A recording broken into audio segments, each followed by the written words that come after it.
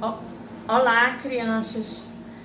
Espero que esteja tudo bem com vocês e seus familiares. História do 5º ano.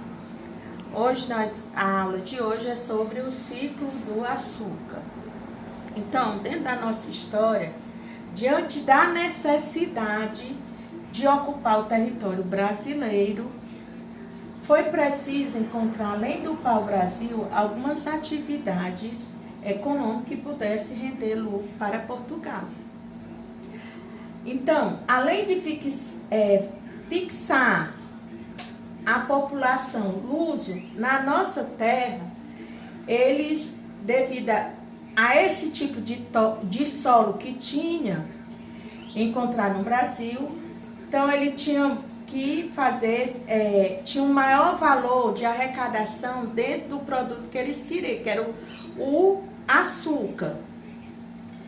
Então, dentro do mercado europeu, que era valioso, era como tipo um ouro, quer dizer, o açúcar era o ouro para eles. Então, decidiu-se implantar lavouras de açúcar dentro do Brasil. Então, o solo do Brasil era do tipo do solo massapê. O que é esse solo massapê? É um tipo de solo que ele é roxo, que era favorável para o plantio da cana-de-açúcar. Então, os 5 primeiros espaços existentes, como eles tinham que fixar as pessoas dentro daqui, que eram as pessoas que vieram da África, então ele tinha os espaços para que eles pudessem ficar. Só que existia o quê? A Casa Grande, que eram os senhores donos dos engenhos. Aí tinha a senzala, que onde os negros viviam, quer dizer, na senzala não tinha, como se diz, um banheiro, não tinha isso para eles. Era todo mundo junto, em salão, fazer como se diz. E aí existia a capela, onde tinha as conversas, que era onde eles se reuniam também. Então, nós tínhamos as lavouras e a moenda, que lá era que na lavoura tirava a cana-de-açúcar e levava para ser moída essa cana-de-açúcar e retirada o açúcar que eles queriam. Vamos para a nossa atividade de hoje sobre a história do ciclo do açúcar. Então, dentro da explicação da nossa atividade na página 126. Primeira, marque a alternativa que levar à escolha da cana-de-açúcar como riqueza a ser explorada na colônia. Então, cada item desse vocês irão ver para marcar a opção correta. 2. Localize e circule no mapa de onde foram trazidas as primeiras mudas da cana-de-açúcar. Na legenda, escreva o nome de quem as trouxe. Página 127. Descreva a vida nos engenhos da forma como você imagina que era. 4. Observe a imagem de Jean-Baptiste Debrecht sobre a sociedade canavieira e descreva como era o seu funcionamento. Página 120, a correção passada. Na capitania, as decisões ficaram sobre responsabilidade de cada donatário. No governo geral, as decisões passavam a ser centralizadas em um governo geral. B. Foi construída na capitania da Baía de Todos os Santos o nome dado à primeira capital do Brasil foi Salvador, em 1549. C. Quais foram os aspectos que levaram o rei de Portugal a escolher essa capitania para a sede do governo? Foi porque tinha posição geográfica estratégica pelo esse governo. D. Você escolheria essa capitania para instalar a sede de um governo? Por quê? Então, você teria que dizer o porquê e você instalaria. E a E. Mesmo com a instalação do governo geral, o que aconteceu com as capitanias hereditárias? Por algum tempo ainda existiram as capitanias hereditárias para estimular a ocupação do território. Então, página 121. Escreva pelo menos 4 funções do governo geral que você considera importante. Então, passando a centralizar o governo de toda a colônia em um representante direto do rei, recebendo o título de governo geral. Terceira questão, escreva os objetivos específicos que esses governos tinham. A. Enfrentar invasões estrangeiras.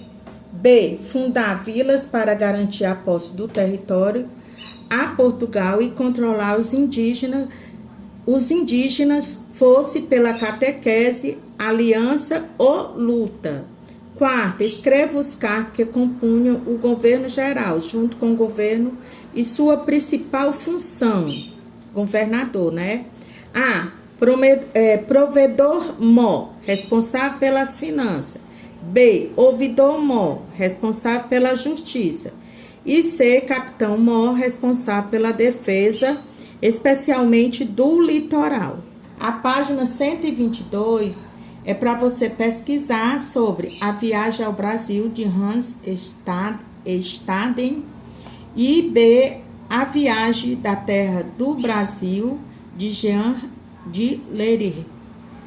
Então, vocês teriam que desenhar. Até a próxima aula, se Deus quiser.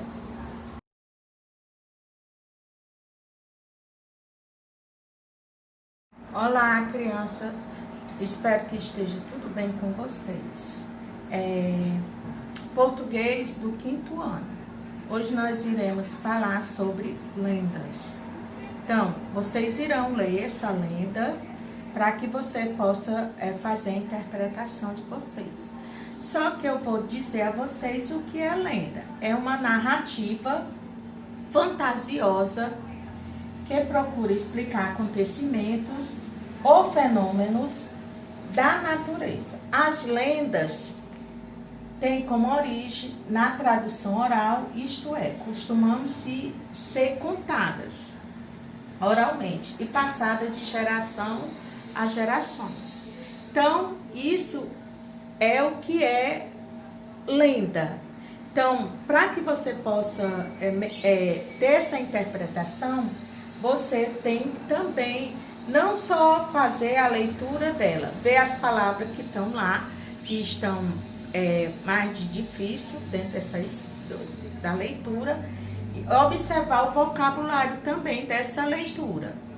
Então, eu vou explicar o que é dentro da aula de hoje, o que é essa lenda. Vocês irão interpretar.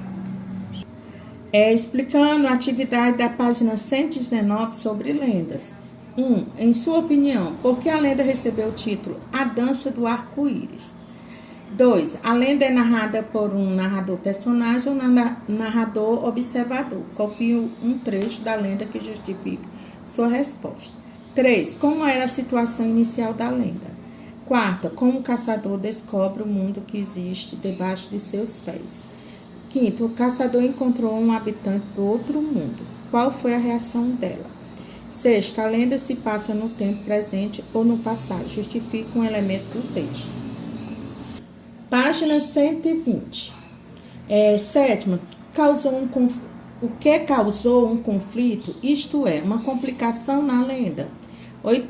Qual é o clímax da história, ou seja, o momento de máxima tensão do conflito. 9. Como o conflito foi resolvido, ou seja, como foi o desfecho da lenda. 10. Que outro problema o caçador criou ao destruir a escada? Como ele descobriu uma solução para isso? 11. A lenda explica a existência do arco-íris. A. Você diria que essa explicação é científica? B. Pesquise em livros, sites, enciclopédias, explicações científicas para a formação do arco-íris. Note o que descobriu no caderno. Na página da correção da aula passada, página 112, variedades linguísticas. A. O caboclo é o mesmo que caboclo. que no contexto tem um sentido da pessoa que vive na área rural. B. Qual o assunto lido? Faz uma comparação do Brasil caboclo e o Brasil da capital, provavelmente estabelecendo uma oposição entre o Brasil urbano e o rural. C. Qual a diferença entre o Brasil caboclo e o Brasil de capitais? O cordelista aponta nesse trecho. Segundo o trecho, no Brasil caboclo não há influência de elementos estrangeiros e usa as roupas mais simples, como camisa grossa de listra, gibão, chapéu de couro, em contraste com a outra roupa descrita, uniforme de gazimira com botoadura de ouro. E a D, algumas palavras foram escritas de formas diferentes daquelas que vimos em dicionário. Por quê? Vamos dizer que dentro da literatura do cordel, a origem portuguesa do gênero está ligada aos trovadores. No início, os versos de cordel eram contados e depois passavam a ser cantadas e registradas nos folhetos. Hoje ainda é comum os cordéis serem lidos em voz alta em feiras e eventos. Página 113. Tem a tirinha da Turma do Chachado, do cartunista Antônio Cedrais. A. São ervas, ingredientes geralmente usados para temperar alimentos. B. Coentro, para representar o modo de falar do personagem. C. O porco deduziu que, se aquelas ervas não fossem ser utilizadas para banho, elas seriam usadas para preparar algum alimento, que poderia ser ele ou a galinha. D. Significa ir embora, fugir ou correr.